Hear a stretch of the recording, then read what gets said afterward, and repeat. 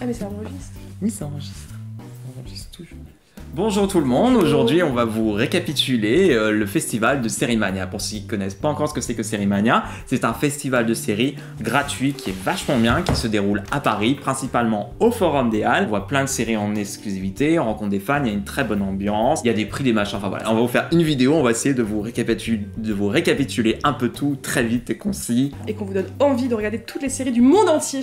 Et donc le premier jour, qu'as-tu vu Julia? Alors, je suis allée seule le premier jour à Sérimania, le vendredi, et j'y ai vu une série australienne qui s'appelle Seven Types of Ambiguity, produite par les producteurs de The Slap, la série qu'on vous avait aussi pitchée. Elle a un peu le même principe que The Slap, dans le sens où un épisode est égal à un personnage, et on se concentre sur un personnage à chaque épisode. Ça m'a fait un peu rire parce que ça commence par une disparition d'enfant. Alors là je me suis dit ok, on va repartir, elle a du Broadchurch avec une disparition d'enfant, tragique et tout ça. Et en fait la série joue un peu avec ça parce que je pense qu'on a eu beaucoup de séries qui commencent comme ça dernièrement.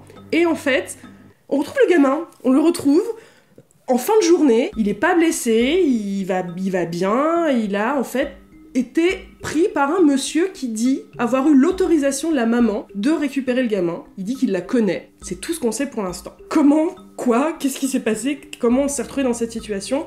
On se rend compte que tout le monde cache en fait des secrets de son côté, et la série démarre comme ça. Cette série, elle va plus se concentrer sur les portraits des personnages que sur l'intrigue en fait. Donc c'est une très bonne série qui m'a donné envie de la continuer. Elle passe sur ABC TV, et je vous encourage vraiment à jeter un coup d'œil à Seven Types of Ambiguity. Ensuite, dimanche, nous y sommes allés tous les deux pour aller voir The Good Fight, mais surtout pour présenter The Good Fight, parce que Sérimania a eu la gentillesse de nous proposer de présenter The Good Fight au public, et on était très contents et très honorés. The Good Fight, donc le spin-off de The Good Wife, je sais pas, j'ai l'impression que tout a été dit, je sais pas quoi dire de plus en fait, non, il y a trop de trucs à dire, je sais pas comment.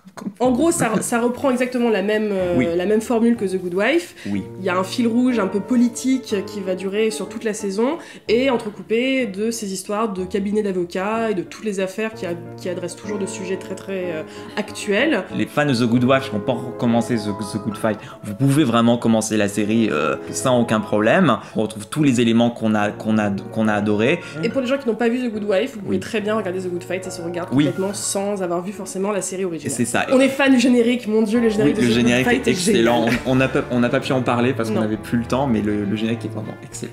Ensuite, on a vu une série allemande qui s'appelle Fear Block, qui passe sur TNT Allemagne. C'est une série de mafia. Je suis pas vraiment fan des séries de mafia, je pense que toi non plus. Bah, c'est un peu toujours la même histoire. Toujours la même histoire, mais je pense que c'est une bonne série de mafia. Je me suis pas trop ennuyé, il y a certains trucs qui m'ont plu au niveau de la réa. J'en ai discuté avec des gens qui aiment ce genre et qui ont dit que c'était une excellente série, donc voilà. Je pense que si vous aimez ça, vous pouvez y aller, je pense que vous serez plutôt content. L'acteur principal est aussi l'acteur qui a gagné le prix d'interprétation masculine. C'est vrai qu'il était bien. Et c'est vrai que l'acteur est hallucinant, il est très charismatique, très beau, et c'est une grande force de cette série, c'est son acteur principal. Mercredi matin, je suis allée voir une série anglaise qui s'appelle Born to Kill, qui passe en ce moment même sur Channel 4, qui est créée par deux showrunneuses, et qui vous raconte l'histoire en fait d'un jeune garçon d'un ado. Et ce gamin qui paraît un peu parfait sur tous les aspects, il est très gentil, il est très poli, sa mère travaille dans un hôpital, il vient faire la lecture aux personnes âgées le soir, qu'il adore, et voilà. On va se rendre compte petit à petit qu'il a en fait un espèce de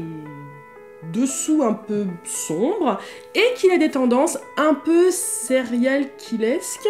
Meurtrière. Un peu meurtrière. En gros, il est fasciné par le morbide. C'est une série très intense qui met en scène un acteur, je ne sais pas où ils ont trouvé ce gamin. Il s'appelle Jack Rowan, cet acteur, qui est tout jeune. Ce petit ange-là, il va arriver à vous terroriser. Et puis voilà, et donc voilà. Ensuite, dans l'après-midi, j'ai vu une série qui s'appelle 13 Commandments. C'est une série belge qui est tournée en néerlandais, et le titre original est... Elle est diffusée sur VTM en Allemagne, et c'était une avant-première, très avant-première, puisque la série sera diffusée en 2019. Donc c'était...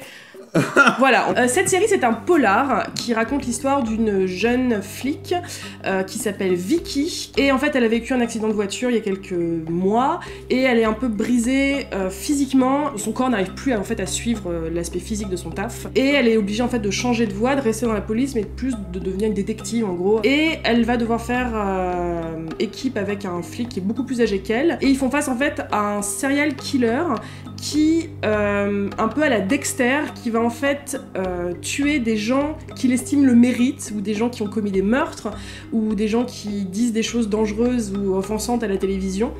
Et il utilise en fait les commandements de la religion chrétienne. Et il va un peu plus loin dans le sens où en fait, il ne tue pas la personne. Par exemple, le premier crime qu'il fait, en fait, il incendie un homme vif, et il arrête le feu avant que la personne meure. C'est un polar qui révolutionne pas le genre, mais on s'est pas ennuyé. C'est très très dur à regarder par moments. Il y a un peu un aspect à la Seven qui est très...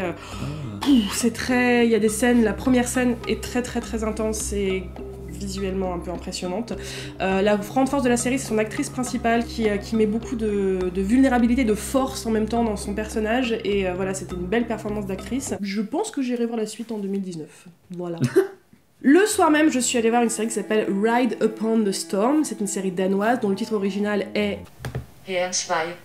qui est créé par Adam Price. C'est le créateur de Borgen, je ne sais pas si vous avez vu cette excellente série. C'était donc sa nouvelle série dans laquelle il aborde le sujet de la religion et de la foi. Elle met en scène en particulier Lars Mikkelsen, que vous avez vu dans The Killing version danoise, dans Sherlock où il joue Magnussen. Donc ça vous raconte l'histoire de ce pasteur qui vient d'une famille où on est pasteur de génération en génération. Et donc on a ce père qui est beaucoup plus vieux jeu et conservateur, et son fils qui s'appelle August, et lui propose une pratique de la religion beaucoup plus moderne en tant que pasteur. En tant que spectateur, on a ces deux visions de la religion dans la série. C'était la première séance où j'ai vraiment ressenti beaucoup de choses. Je pense que c'est une série qui va être très personnelle pour chacun d'entre vous, qui pose beaucoup de questions sur la spiritualité, sur la relation ou la non-relation qu'on peut avoir à une religion ou au divin. Je me souviens, on est tous ressortis cette séance un peu...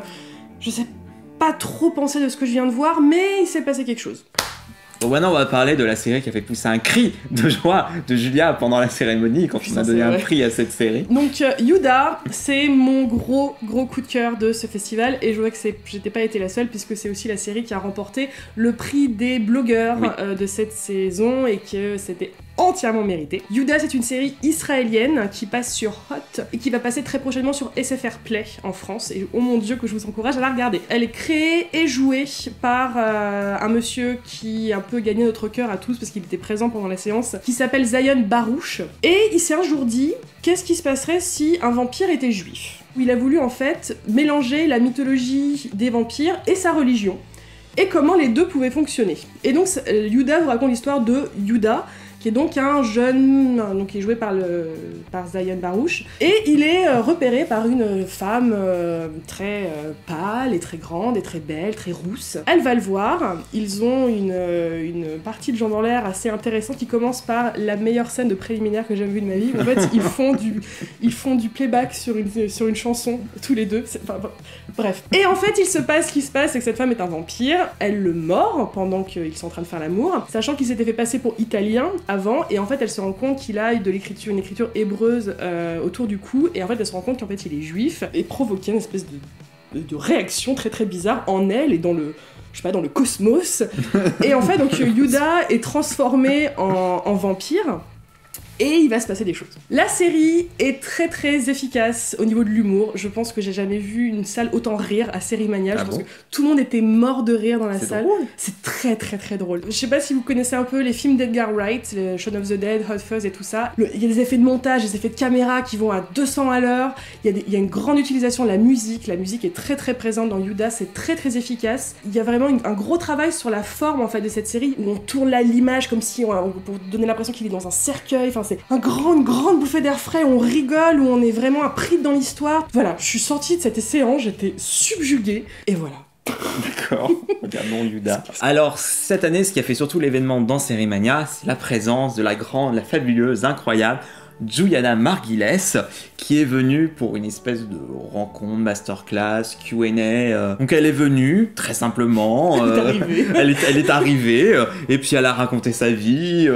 Elle est très drôle. Elle est super drôle. Elle a parlé de son métier d'actrice, de ses techniques, de la différence de jouer au cinéma, jouer dans une série télé, jouer au théâtre. Elle a parlé de ses aspirations. Elle a évidemment parlé de The Good Wife, de Urgence. Il y avait pas mal de gens qui s'attendaient à voir un peu à l'image de son personnage de Good Wife, quelqu'un d'un peu froid, et en fait elle est très drôle, elle dit une blague par minute, et tout le monde est mort de rire tout le temps. Et en fait le lendemain il y avait une carte blanche où étaient diffusés 2 épisodes préférés de Urgence et The Good Wife, qu'elle a fait les mêmes, je pensais qu'elle allait venir un jour et repartir. En fait non, elle est venue dans une salle beaucoup plus petite, donc c'était beaucoup plus cosy, elle était là sur nos genoux limite, et puis elle a reparlé encore une bonne demi-heure de pourquoi ces épisodes-là. Donc c'est ce genre de petites surprises qu'on a à Série Mania qui sont facilement accessibles. Le festival est suffisamment grand pour qu'on puisse avoir ces personnalités, et en même temps il est suffisamment intime et petit pour qu'il y ait une vraie proximité en fait avec des gens qu'on admire comme ça. Et du coup, à chaque fois leur attitude chaque année, ils sont tous très à l'aise.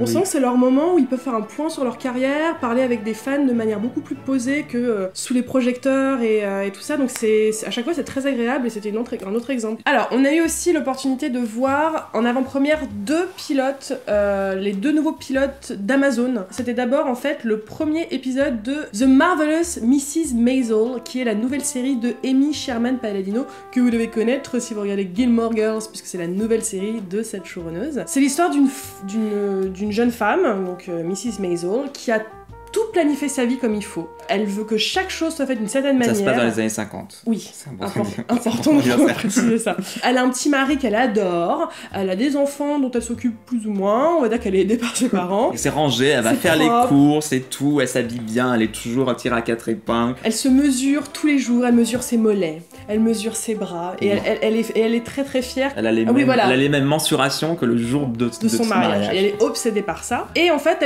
elle soutient son mari qui, en plus de bosser dans un espèce de petit bureau, veut faire du stand-up. Parce que je pense qu'il faut pas vraiment trop en dire. Tout ce qu'on peut vous dire, c'est que c'est une série qui a les mêmes qualités que ont les séries d'Amy Sherman Palladino. Visuellement, c'est très joli, c'est rose bonbon, c'est un peu un effet carte postale, mais la série joue avec. Et il y a aussi donc ce langage, cette manière de parler avec des blagues qui sont qui fusent très vite comme ça. Et la différence qu'a cette série comparée aux autres séries de Amy Sherman Palladino, c'est-à-dire que normalement une personne comme Lorelai Gilmore dans Gilmore Girls, elle finit à la télévision, une femme comme ça. Personne ne parle comme ça dans la vraie vie. Si on a les capacités de parler comme ça, on finit en stand-up à la télévision. La plume d'Amy Sherman Palladino, qui est donc dite par le personnage principal, va devenir en fait quelque chose de reconnu. La manière dont tu parles, la manière que tu as de t'exprimer avec humour, ça va être une force dans ta vie. Pour la première fois, le débit de parole et les paroles du personnage vont avoir une conséquence dans la storyline. Tout ce qu'on peut vous dire, c'est qu'on vous encourage vraiment à la commencer. Elle a déjà été renouvelée pour 2 saisons, cette série. Donc on est... Mais oui, mais allez-y pour 10 ans, là. Je suis bonne pour... Il y a juste eu une blague grossophobe au début qui m'a vraiment saoulée. En dehors de cette blague-là, j'ai vraiment ri de tout mon cœur. Et en même temps, c'est très émouvant. L'actrice principale, vous l'avez vue dans House of Cards, où elle joue un rôle pas drôle du tout, si vous avez vu House of Cards.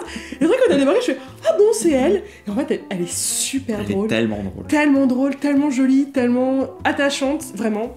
Regardez cette série dès qu'elle se sera disponible, vous pouvez la regarder. En plus de voir cette série, on a enchaîné avec le pilote de Oasis. Donc Oasis est une série de science-fiction qui raconte en gros l'histoire de la Terre qui va mal. Donc c'était très drôle parce qu'on avait terminé avec The Marvelous Mrs. Maisel où c'était genre Wouah! Et là, premier plan de Oasis. La Terre. La Terre. C'est gris. Il y a les gens qui toussent dans un coin de rue. Et les gens sont malades et vont mal. Et on est sorti de... Ok, donc... bon... Autre ambiance. Et en gros, donc la Terre va tellement mal qu'on a commencé à coloniser une autre planète qui s'appelle donc Oasis. Et on envoie loin. Mais ils vont comment? En vaisseau spatial. Du coup, ils envoient une équipe pour commencer à coloniser cette planète. Et on envoie un pasteur, un prêtre. Enfin, un homme religieux. C'est joué par le gars qui joue Robb Stark dans Game of Thrones, qui, en fait, je ne me rendais pas compte dans Game of Thrones parce qu'il y a un peu toute la mise en scène qui est autour, mais en fait, c'est un très mauvais acteur. Non, il est vraiment mauvais? Non, il est pas mauvais, il est juste un peu insipide, on va dire. Il est si mignon avec il est très mignon, il est très mignon. Et évidemment, cette nouvelle planète, il y a des choses qui vont un peu pas très très bien. Les gens voient des chevaux, ils ont des visions. Elle est sympa la planète? c'est un désert quoi, mais Ah bah super. J'ai pas aimé le pilote, je vais être très très honnête. Je pense vraiment que la série n'est pas mauvaise, c'est juste que je suis vraiment pas rentrée dedans, parce que l'histoire m'a pas plus fascinée que ça. Alors, il y avait aussi 2 séries de science-fiction françaises cette année à Sérimania, j'ai vu les 2. Il y en a une qui s'appelle donc Mission, qui va passer sur OCS très prochainement, et qui vous raconte en fait une expédition sur Mars, une expédition privée financée par un milliardaire français, qui envoie donc cette équipe coloniser Mars pour la première fois. Et en fait, avant d'arriver, ils apprennent qu'en fait, il y a les Américains qui y sont déjà depuis un petit moment. Relou. Et personne n'est au courant. Mais ils sont tous morts.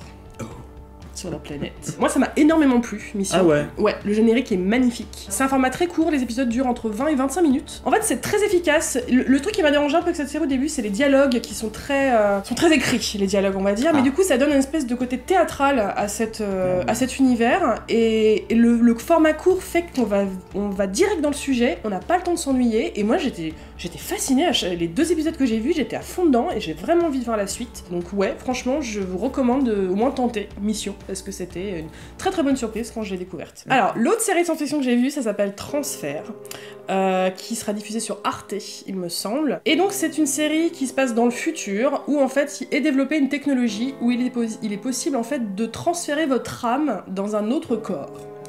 C'est un homme qui s'appelle Florian, qui est dans le coma en fait depuis 5 ans. Florian. Oui. Et en fait, il se réveille dans le corps de Sylvain. Sylvain. Ça fait bizarre parce qu'on est habitué, genre John, Marc, j'ai rien contre les Sylvain et Florian, mais ça fait bizarre d'entendre. C'était pas science-fiction. Ça fait ni science-fiction ni série, tu vois, mais c'est juste série française. Et bah voilà. Donc Florian se réveille 5 ans plus tard dans le corps de Sylvain. Ça fait à d'autres 15 ans. Moi ça me rappelle mes potes au collège. Donc vas-y, continue. Donc en fait c'est sa femme, la femme de Florian, qui en fait a choisi en fait de transférer parce qu'il était en train de mourir. Le vrai Sylvain était arrivé presque mort même à l'hôpital, et du coup il était possible de transférer dans son corps. Évidemment cette pratique est considérée comme illégale, ou du moins mal vue en fait dans le futur. Il existe même une police qui a été créée pour ça, qui s'appelle la BATI, qui est chargée en fait de trouver les transférés et de les arrêter, parce que c'est interdit. Et donc il y a aussi un mouvement social qui est là pour soutenir en fait, il y a une partie de la population qui est pour les transférés et qui les protège, dont un des chefs est joué par l'acteur principal de Irresponsable, qui était la raison pour laquelle je suis allée voir cette série, parce que j'aime beaucoup cet acteur. Oui. J'ai pas aimé Transfert. J'ai trouvé qu'en fait, donc on sent qu'en fait, à travers les transférés, ton accoudoir était très loin.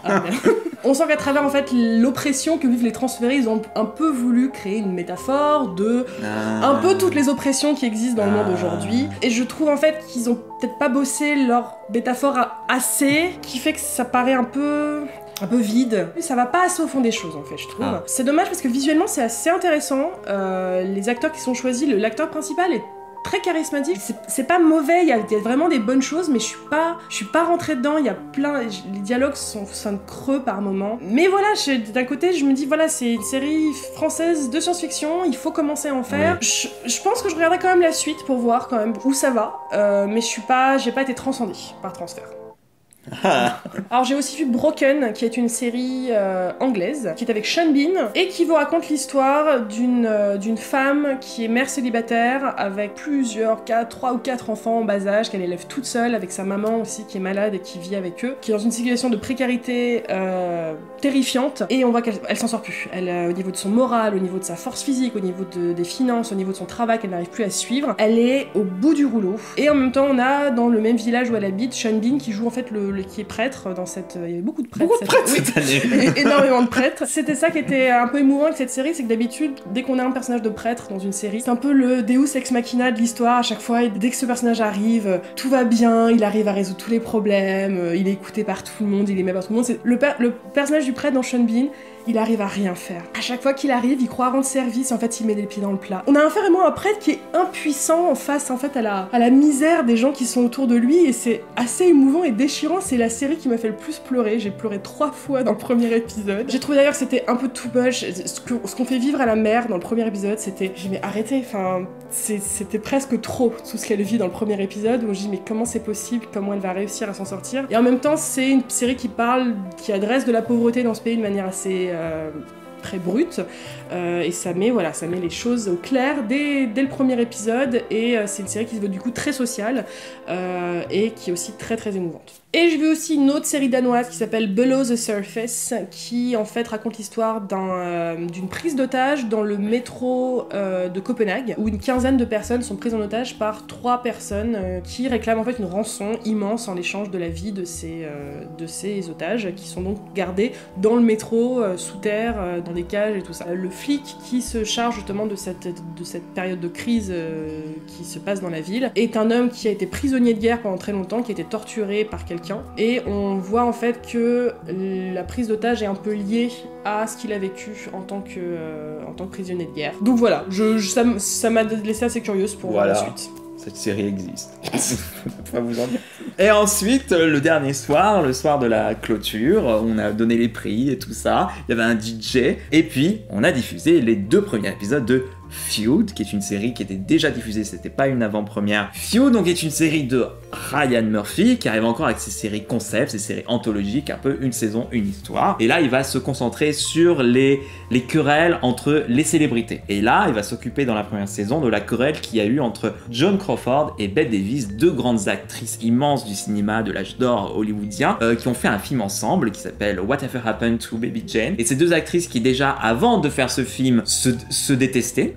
C'était plus ou moins connu du public, ça a alimenté tous les gossips et les journaux people de l'époque. Et là, il y a un producteur, un réal qui ont eu l'idée, il me dit faisons un film avec elle sur 2 sœurs qui se détestent, 2 sœurs anciennes actrices à la fin de leur carrière. Bette Davis et Joan Crawford étaient aussi à la fin de leur carrière, et donc on va les mettre ensemble et faire un film là-dessus, on va faire un buzz là-dessus, et ça va être génial. Et c'est vraiment très intéressant, on l'a fini là, c'est vraiment une très très bonne série. Ouais, qu'est-ce que c'est de vieillir à Hollywood, de carrières brillantes qui sont arrachées à ces actrices talentueuses à cause de leur âge. Ces 2 portraits d'actrices vraiment déchirants, enfin moi ça m'a plombé le moral cette série à pas mal de fois, parce qu'en fait elles sont brillantes et également très très tristes. En fait, ces 2 femmes, elles ont une vie qui est pas joyeuse, et c'est la série capture bien avec humour et en même temps avec beaucoup de vérité et beaucoup de choc en fait leur querelle et aussi leur carrière. Et les 2 actrices. Oui, j'ai oublié de parler du casting qui est interprété par Suzanne Sarandon qui joue Bette Davis et Jessica Lange qui joue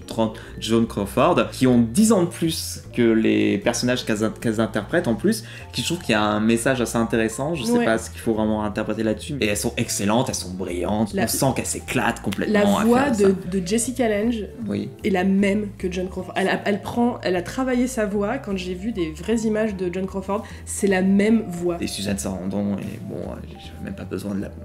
Beaucoup plus très différent. C'est beaucoup plus différent, mais elle est excellente. Puis c'est pas facile de jouer un rôle comme Bette Davis. C'est quand même une personnalité très forte qui a beaucoup plus marqué dans le temps l'esprit des gens. Donc c'est pas rien d'interpréter ce personnage-là, et elle l'a très bien fait. Donc vraiment, regardez Feud, c'était vraiment très très bien. Bon, et bien voilà. Voilà, on a tout dit. On espère que ça vous a donné envie de regarder plein de séries de tous ces pays différents. Ça nous remplit la tête et le cœur à chaque fois, et on ressort un peu revigoré de toutes ces séries de toutes ces langues différentes avec tous ces acteurs et actrices différentes. Et voilà, on a encore passé une très belle année à Série Mania. On espère que ce sera pas la dernière parce qu'on s'en lasse pas. Et voilà. Et on espère peut-être vous croiser l'année prochaine. Faites-moi un petit coucou. Et puis on vous dit à très très bientôt pour plein de nouvelles vidéos. Pour la suite des aventures. Voilà. Bye. Bonjour. C'est ridicule. Allez. Bonjour. Mais arrête de dire bonjour. Mais on le dit ensemble. J'avais pas compris.